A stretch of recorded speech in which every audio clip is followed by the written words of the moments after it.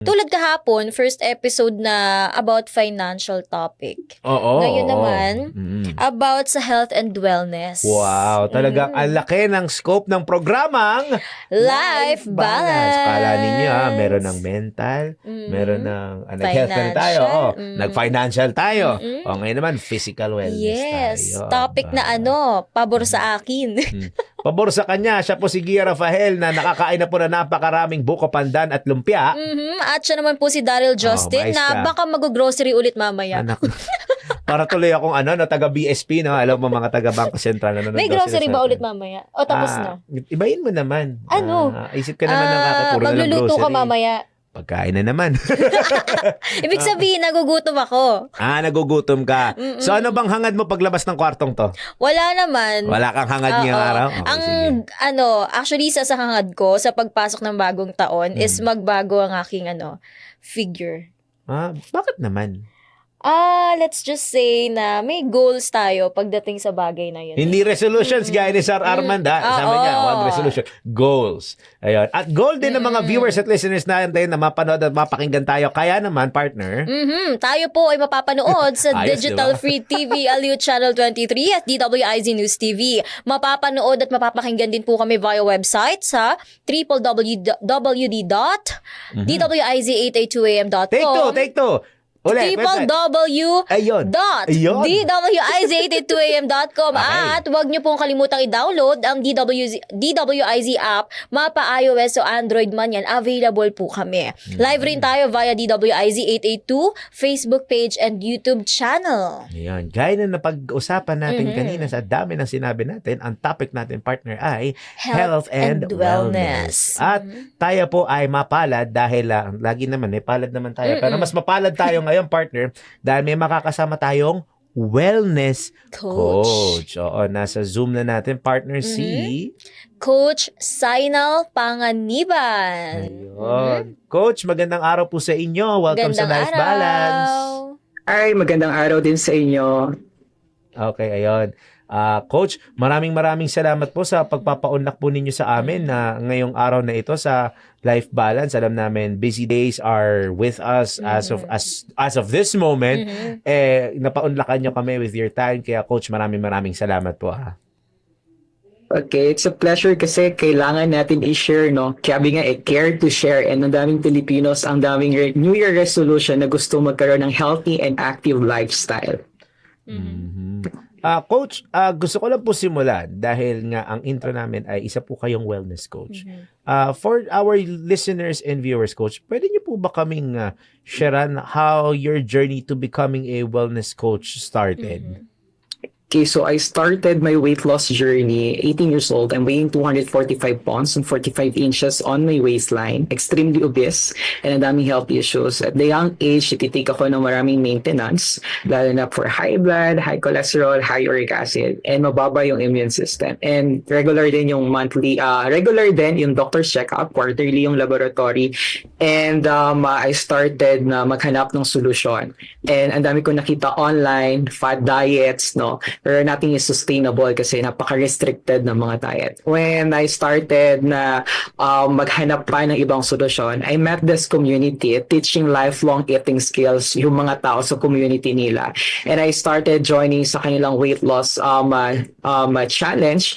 And true enough, I've lost 15 inches and amazing 100 pounds. And then nag-start yung opportunity na I can be a personal wellness coach. Kasi sabi ko, if ako, more than 245 pounds, madaming Pilipino around the world yung kailangan din ng tulong or naghahanap ng solusyon na sustainable, healthy, and safe na gusto din magpagaan ng timbang at magpaliit ng tiyan.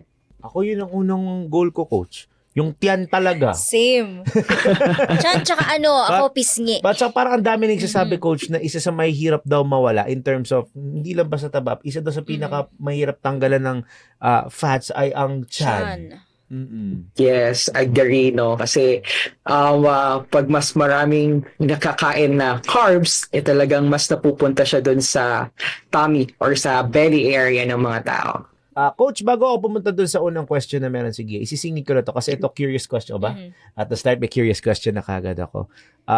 Kayo na bala kasi parang feeling ko myth ito. Coach, totoo po ba na kapag kumain ako ng marami at ganun din kadami yung ini-exercise ko, mawawalan pa rin ako ng timbang o it's just a cycle of hindi, kumain ka rin ng marami tas nag-workout ka rin ng marami tas paulit-ulit mong ginagawa, you'll still stay the same. Yes, ang tawag doon is weight maintain. Kasi you do exercise and same din yung kinakain mo. Kasi when it comes to weight loss program, it's calories in and calories out. Kung same yung pinapasok mo na calories din, nag-exercise ka, same yung burning mode mo, yes, hindi pa din talaga siya hindi ka pa rin mag-weight loss. Since yung mga tao ngayon, ang solution nila is through weight loss is mag-exercise. And after exercise, wala silang good nutrition na pinapasok. So, ending, kahit ilang years na siya na nag-exercise, still malaki yung tiyan niya, malaki yung braso, or still mabigat pa din yung timbang niya. Nasagot niya yung aking curious question. Ako naman. Okay, game. Coach, ano nga po ba yung mga key habits na dapat ma-develop na isang tao para magkaroon siya ng healthy lifestyle?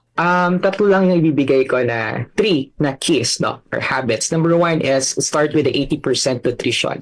When it comes to weight loss or weight management program, or if you want to a healthy lifestyle, it's all about 80% nutrition. Pag sinabing 80% nutrition, it's all about healthy, complete, and balanced nutrition, and you need a proper hydration. Number 2, you need a 20% exercise. And syempre, malaking tulong din dyan para magkaroon ka ng healthy lifestyle is healthy sleeping habits and stress management. At least talaga kailangan at least balance siya. Coach, ngayon naman, alam naman natin na, di ba gaya ko, si Gia, and a lot of people are really pushing through dyan sa aming hashtag fitness journey. Shoutout sa aking special summon sa aming fitness journey. Pero, Coach, may bibigay ba kayo ng mga tips para we can stay motivated as we pursue our fitness or wellness goals? Ako personally, when I get started to the program, personally na nag-weight loss ako sa journey ko, I ask my question. I'm still, seryoso ba talaga ako? Parang whatever it takes, gagawin ko ba talaga to? No? Kasi ang daming tao sa ngayon ang nagsiset ng mga goals nila or new resolution nila having a healthy and active lifestyle. Pero after weeks, months, no, or hindi pa natapos yung isang taon, nagka-crash na sila or nag-fail na sila. Okay, so number 1, dapat ready ka.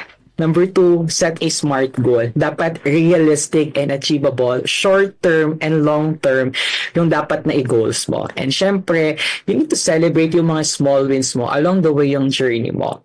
And monitor your progress, measure your weight, your waistline. Maganda din meron kang progress photo kasi it helps to motivate you na every week, no, or every 2 weeks or every month nagpo-photo progress ka or nagtitimbang ka kasi may kita mo na you're working, no, and pag nakikita mong meron kang progress, parang sige pa, gawin ko pa siya, ulit-ulit, until hindi mo na-realize, diba, almost ideal weight ka na, ideal body shape ka na, and ideal body fat ka na. And kung nahihirapan ka na ma-motivate, kasi yung motivation, pwede siya mawala in a snap, overnight, pwede siya mawala. So, I suggest get a personal coach for education, motivation, and inspiration, and accountability, no? Or mag-join ka sa isang supportive community na kung saan meron ka accountable na hindi ka feeling alone, no? Na parang, ako lang. Tas ang dali kasi mag-give up pag ikaw lang mag-isa kasi na-try ko na siya before.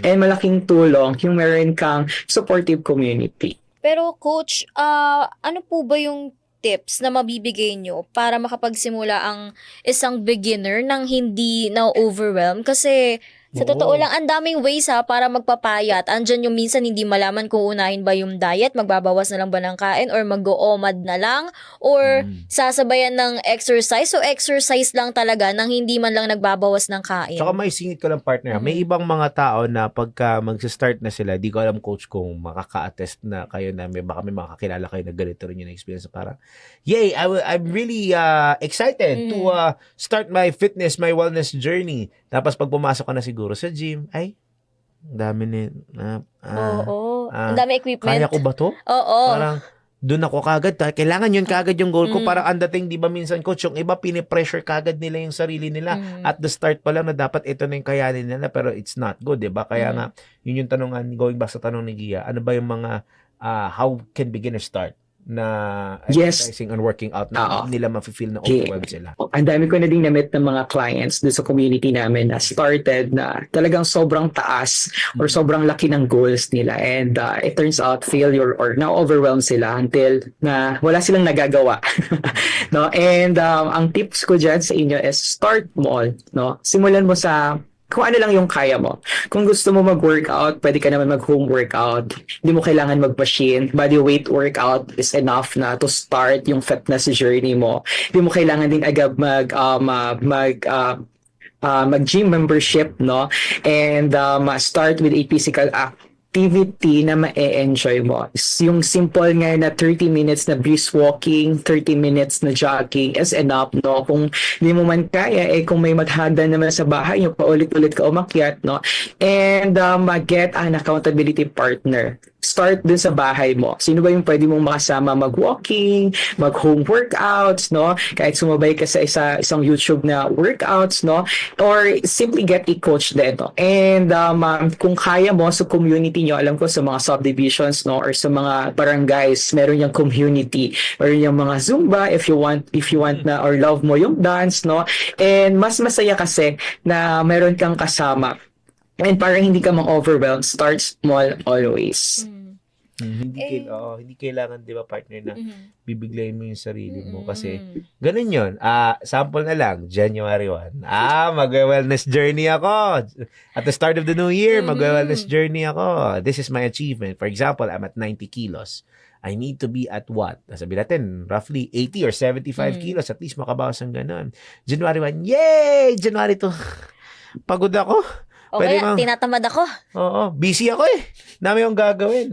Pero siguro kaya din ganun, coach, yung mindset, yan nga nadala na sa pagka-overwhelm na sa taas ng energy na gusto mo ma-achieve yon. Gusto rin natin, siguro factor na rin to, gusto rin kasi natin in an instant meron kagad progress, meron kagad tayo. Kumbaga, oriented tayo at a short span of time. Yung pasensya natin dun sa pagtanggal ng timbang, pagkakaroon ng mas healthy na lifestyle is already out of the window dahil nga nagiging impatient tayo.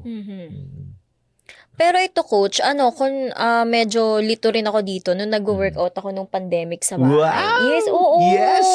Hindi ka Medyo, nag-iisa. medyo nakitaan ko ng progress, kaya lang huminto ako bigla kasi may pagkain. May birthday. Ikaw, birthday talaga yung sinisi mo Oo, may birthday. Tapos nagtuloy-tuloy na naman. Hindi na naman ako nag-exercise. Okay. Kaya ito yung tanong ko, coach. Yung mga short workouts ba, lang din? Pareho lang yung effect? Tulad ng longer short workouts? Pareho lang ba siya ng epekto sa katawan? Yes, para sa akin, the shorter pero intense yung workout, no, mas okay siya para sa akin. Kasi naman sobrang tagal mo nagbababad sa gym or sa workout mo, pero hindi siya ganun ka-intense, no.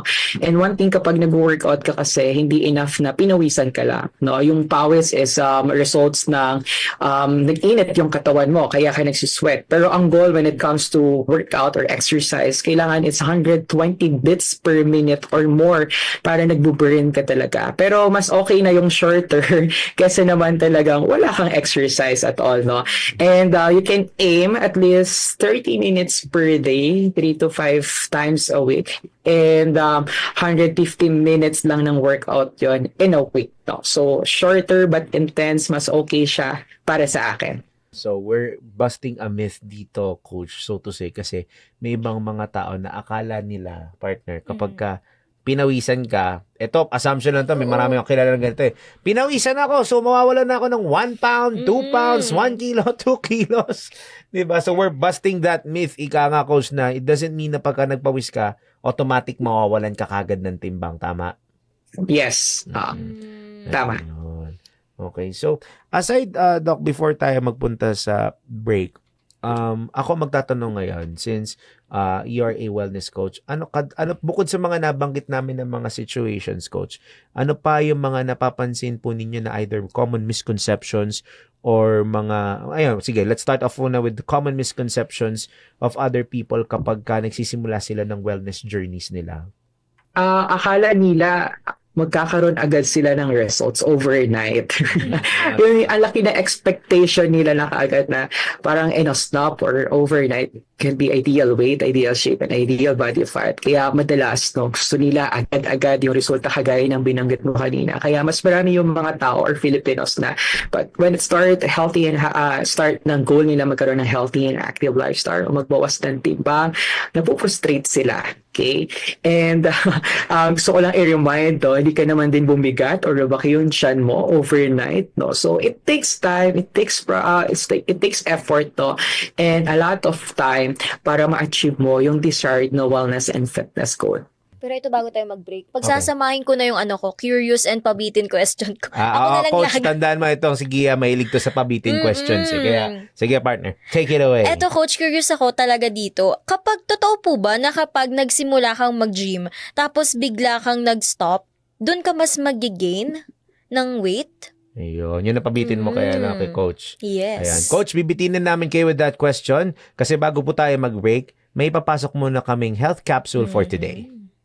Narito ang ating health capsule for today. Ang pagbawas sa asukal ay maraming benepisyong pangkalusugan.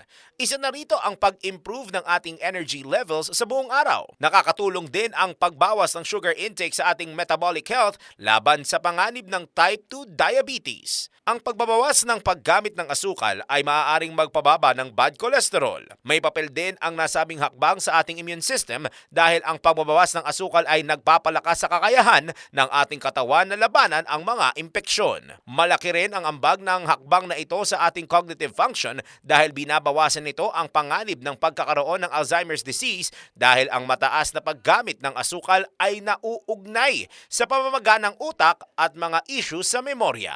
At yan ang ating health capsule for today. Alam mo, partner, gigil na akong malaman kay Coach.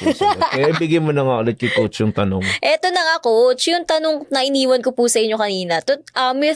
Myth lang po ba to na kapag nag-gym ka, tapos bigla kang nag-stop, dun ka ba mas nagigain talaga ng weight? Kasi yun yung medyo naririnig-rinig ko po If you stop dun sa pag-gym mo and bumalik ka sa old habits mo, talagang dito masasabi yung mas tataba ka, mas lalaki ka, no? And dodoble pa yung timbang mo kasi bumalik ka sa old habits mo. Pero some of my clients, no, or kakilala na talagang ginawa nilang long-term commitment, no, yung pagkakaroon ng 20% exercise and having 80% nutrition and 100% mindset. Some of sa mga kakilala, kahit nag-stop sila doing the exercise, pero yung habits ng 80% nutrition, they can sustain, no, yung kanilang nababawas na timbang or kung ano man yung na-achieve nila sa fitness na journey nila.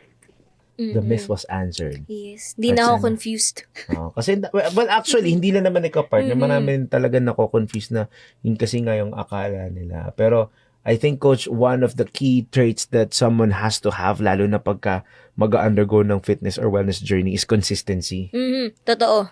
Totoo. Parang feeling ko 1 and 2, patience and consistency. At commitment. Ayun, commitment niya. Ngayon naman, Coach, dako naman tayo. We'd like to talk about nutrition and something na hirap po kami. Diet. At least admitted tayo, di ba? Totoo. Lalo na, itong mga nakaraang araw, lalo na ang Burr months, lalo na ang December kung saan kaliwat kanan, ang kainan, ang at may dessert, susunod na naman. at ang lumpia, at ang buko pandan. Parang puro sa'yo lang yung sinabi ko, no? At mamaya lang, kainan na naman. Ngayon naman, Coach, one of my questions is, ano ba yung mga best foods na nakakapag-boost ng energy at saka ng focus ng isang tao? What are the best food choices for someone to have kung ang gusto is energy boosting and pag-boost ng kanilang focus? So, mga pagkain na katulad ng whole foods, nutrient dense, and calorie controlled. So, example dito, fruits, veggies, whole grains katulad ng oats, and nuts, seeds, and yogurt. Ilan lang yan sa mga pwede mong kainin para maboost yung energy mo and yung focus mo. Pero coach, sa hindi mapigilang pagkain sa labas at kasama na rin sa pag-travel dahil hindi naman din mapipigilan doon na kumain. May naka-schedule kang travel, di ba, partner? Di ba pag nagta-travel ka, tatry mo yung mga pagkain doon. Lalo na kung out of the country ang travel. O kasi yung mga cuisine nila, hindi mo matitikman somewhere hindi else. mo laging matitikman yung mga yun. Kaya coach, paano po ba ma-maintain yung balancing diet kapag kain ng kain sa labas at aalis din ng nagta-travel din? Yes, ako din ang una, hirap ako dyan pagdating sa travel kasi food is like, nasarap talaga kumain lalo na pag out of the country ka or nasa ibang lugar ka, no? Siyempre, specialty nila, hahanapin mo yung pagkain ka agad. Pero I learned, no, yung complete and balanced meal or yung tinatawag na pinggang Pinoy, which is, ito simula bata tayo or elementary, tinuturo to sa school, no?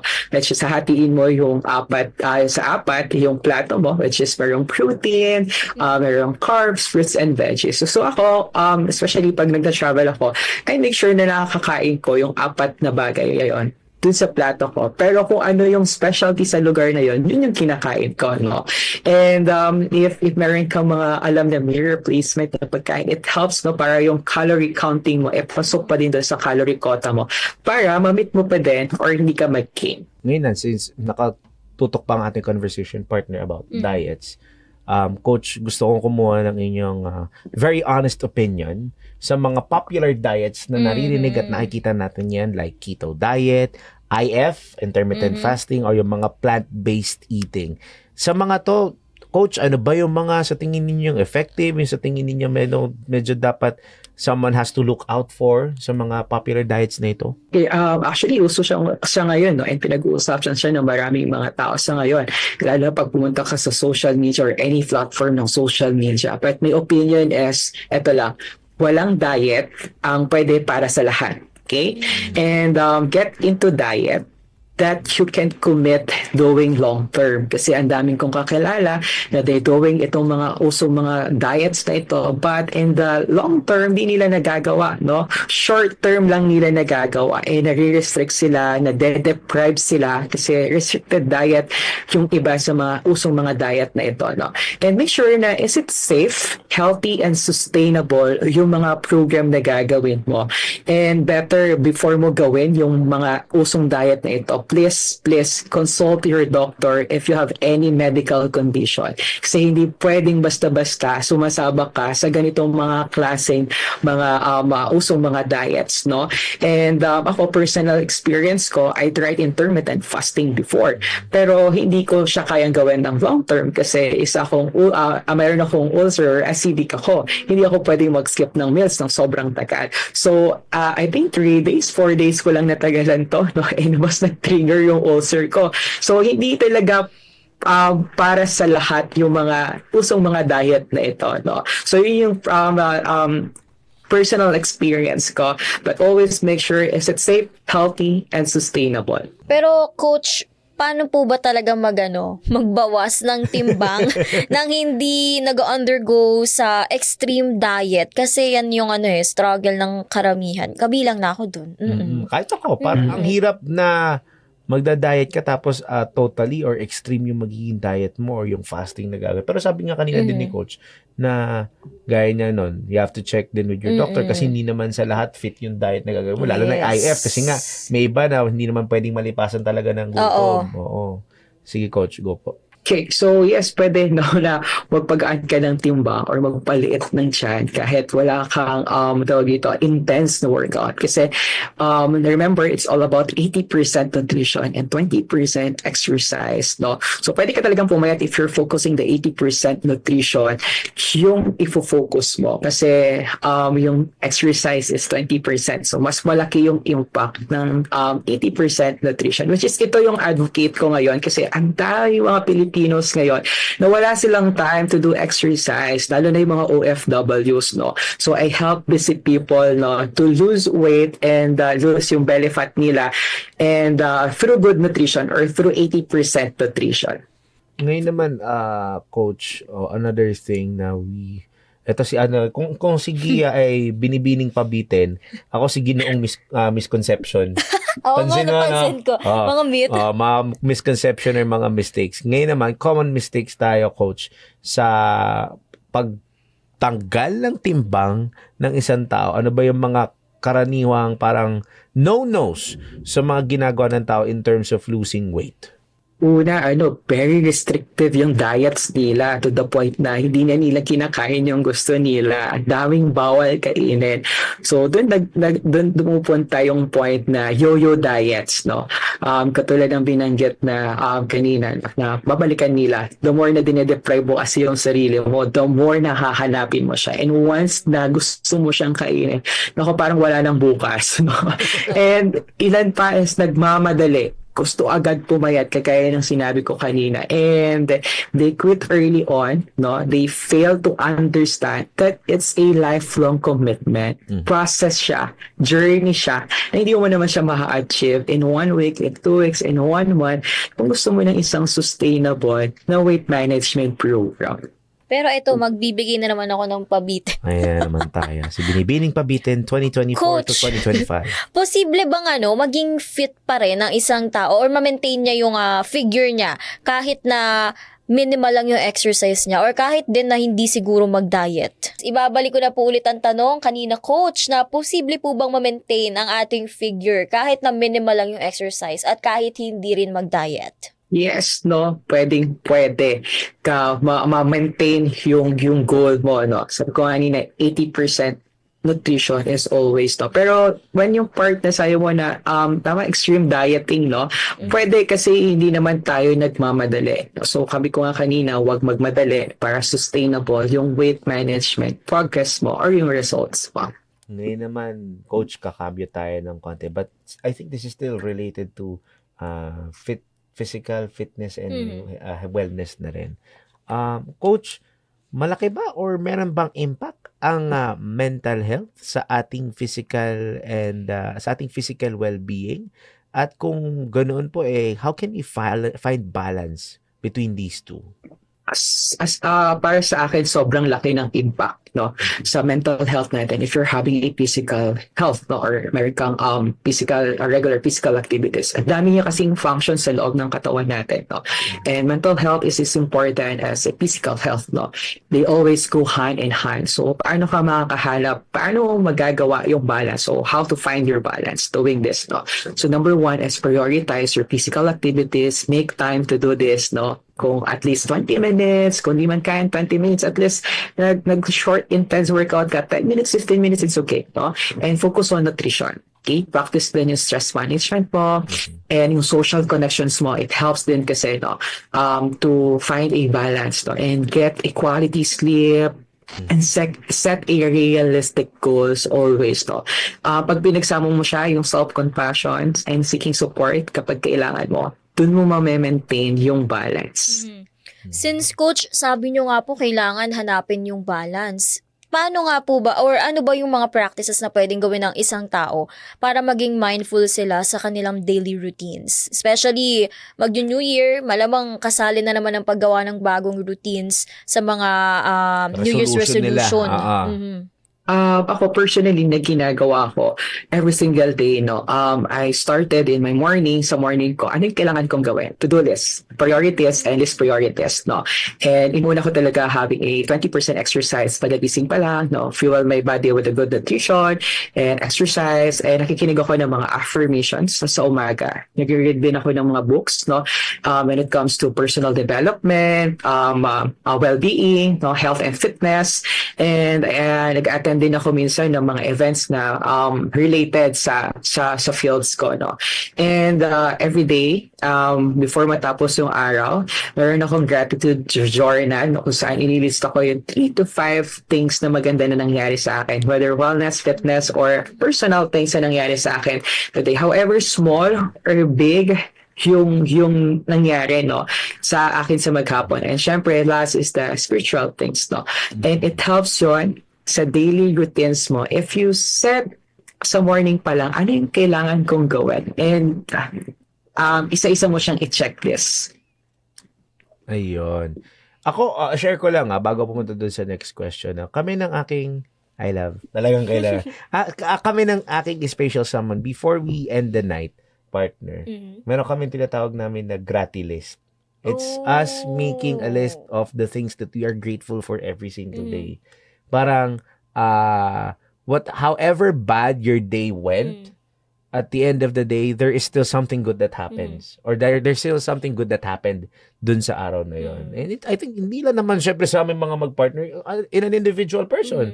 Magandang gawing practice yun na, gaya nga sabi ni Coach, nililista niyo yung mga small things or mga small wins or mga things that you are grateful for. You can start to try practicing it kasi it also helps you na parang instead of you having a different outlook na parang medyo pessimistic or medyo negative yung tingin mo, it would help you realize na, amidst all the busy schedules, all the negative things that have happened for an entire day that I was working or doing something, there is still something good na nangyari and I need to be thankful for that. Kasi minsan, feeling ko may mga tao na doon nagkukulang na hindi nila na ipapasalamat yung mga maliliit na bagay na that are good sa isang not really that bad day na nangyari or for that whole day na meron din nangyaring hindi maganda. Tsaka kung i-jot down mo yan, pag binalikan mo siya, especially now, patapos na yung taon, pag binalikan mo siya, nakakatawa kayong makita yung progress na ginawa mo. Oo. At least it would be parang parang gagawin mo siyang slam book ba yun? Oo, yun elementary.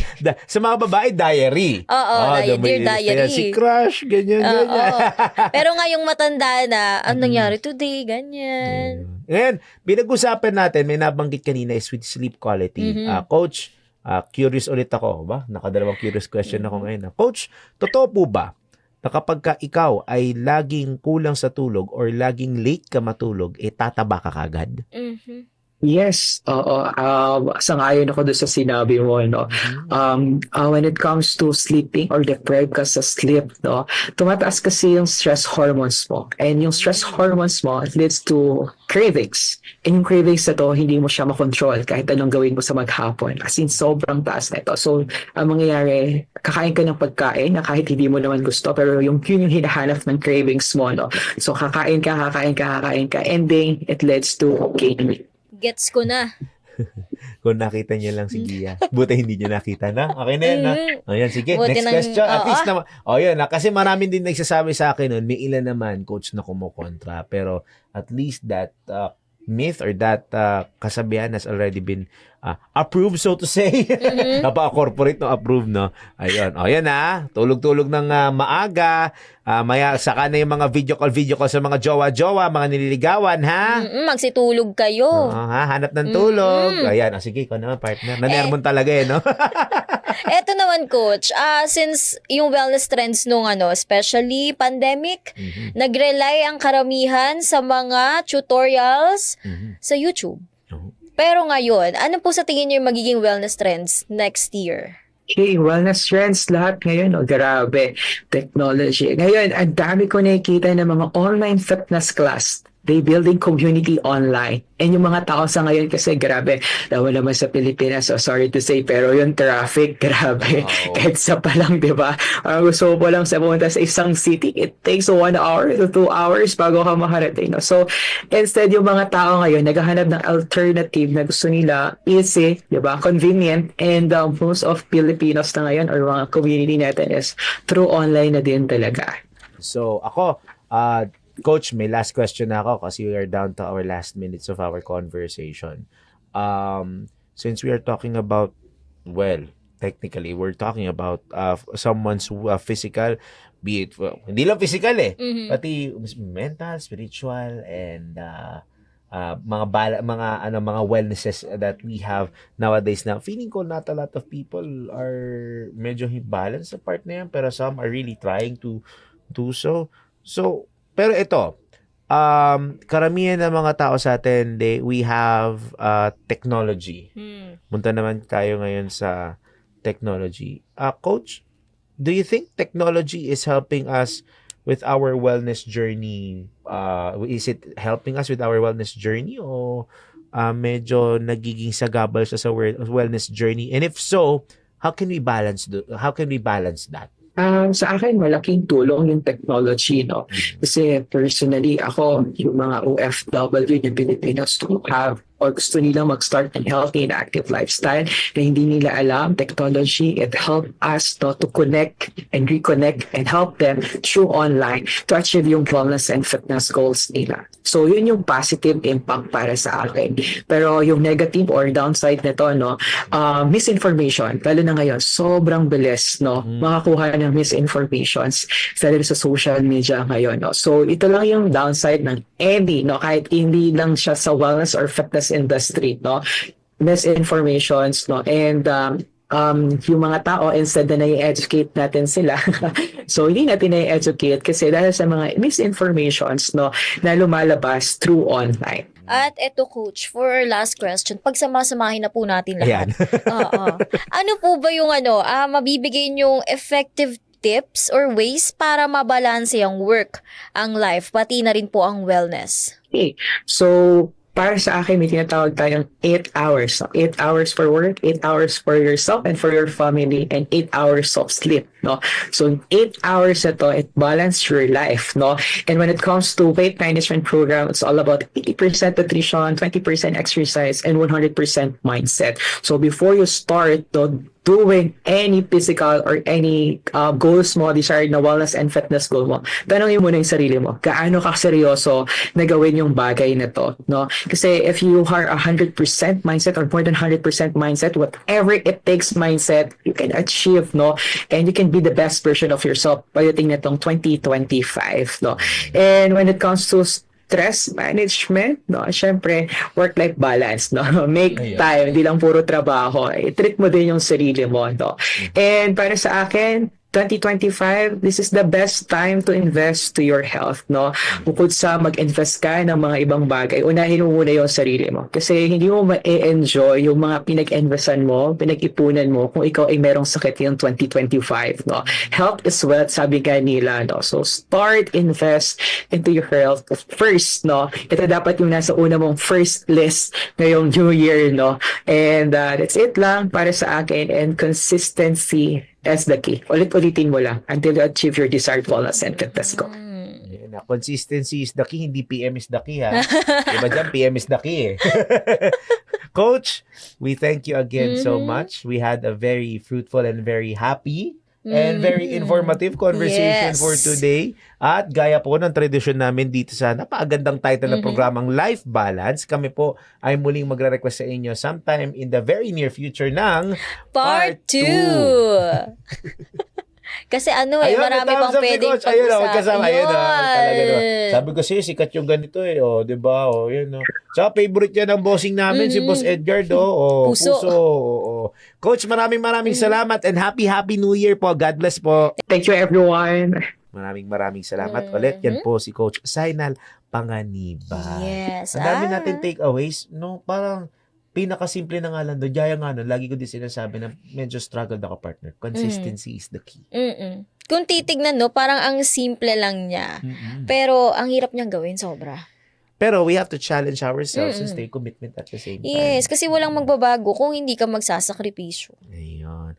At gaya niyan, tapos na ang sakripisyo ng oras dahil susunod na programa sa DWIZ at Aliw Channel 23. At Diyan na naman po nagtatapos ang isa na namang edisyon ng inyong 6pm Habit sa DWIZ na Life Balance. Huwag niyo po kaming kakalimutan sa saluhan, gabi-gabi hanggang alas 7 po yan. mapapanood at mapapakinggan ang Life Balance sa DWIZ 882 DWIZ News TV. Kailangan may balance of the voices, ika nga.